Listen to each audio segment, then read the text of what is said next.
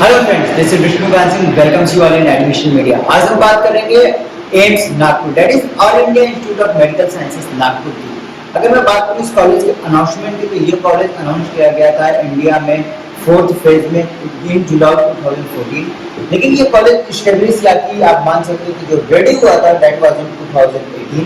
अगर मैं बात करूं यहाँ के कोर्सेज ऑफर की, तो यहाँ पे एमबीबीएस एमडीएमएस सारे कोर्सेज अवेलेबल हैं। अब अगर मैं बात करूं इस कैंपस एकड़ एरिया की, तो दिस कॉलेज इज इन 150 एकड़।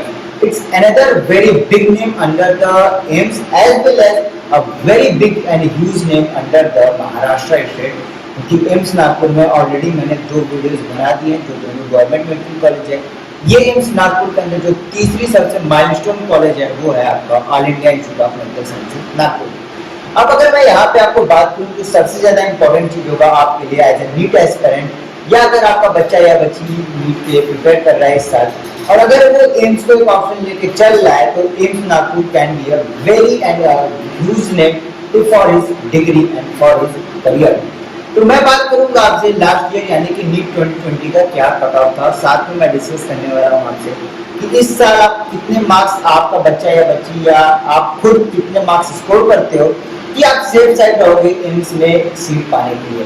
तो पहले तो मैं बात करूंगा आपसे एम्स नागपुर के लिए कि लास्ट ईयर क्या था। अगर एम्स जैसा कि आप अपनी स्क्रीन पे देख पा रहे होंगे, एम्स नागपुर के अंदर जनरल के जो लास्ट सीट अलॉट हुई थी उसके लिए मार्क्स था 665 and the rank was 2802.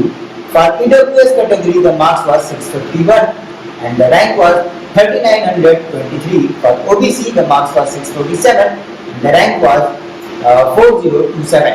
For SC category, the last seat allotted on the marks was 589 and the rank was 25,515. For ST category, the last seat allotted on the marks was 558 and the rank was 44,944. अब अगर मैं बात करूँ general PWD section में, तो जो last seat allot हुई थी इस कॉलेज के अंदर उसके लिए मार्क्स था 402 and the rank was 1,83,409. For EWS PWD, the marks was 379. The rank was 2,12,139. For OBC PWD, the last seat allotted on the marks was 371, and the rank was 2,17,105.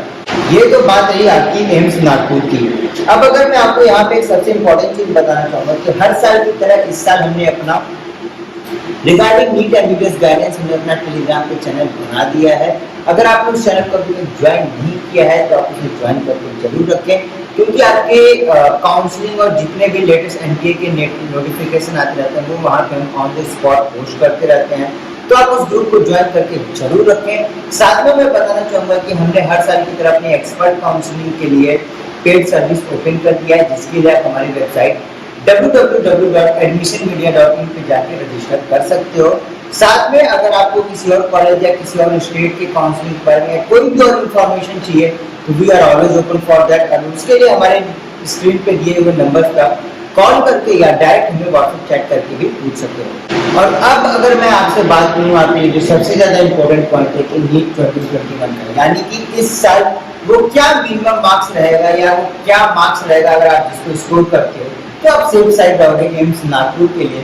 तो अगर आपके मार्क्स, अगर आप जनरल कैटेगरी से belong कर रहे हो और आपके मार्क्स समवेयर 660 to 685 तक अगर आप स्कोर करके चलते हो तो मोस्ट प्रोबेबली चांसेस हैं और अच्छे खासे आपके चांसेस बनेंगे कि आपको इस कॉलेज में एक सीट जरूर मिल जाए। बाकी अदर कैटेगरीज के लिए आप नीचे दिए नंबर्स पे हमें कांटेक्ट करके व्हाट्सएप करके हमारी टीम से आप चैट करके पूछ सकते हो। Thank you for watching this video.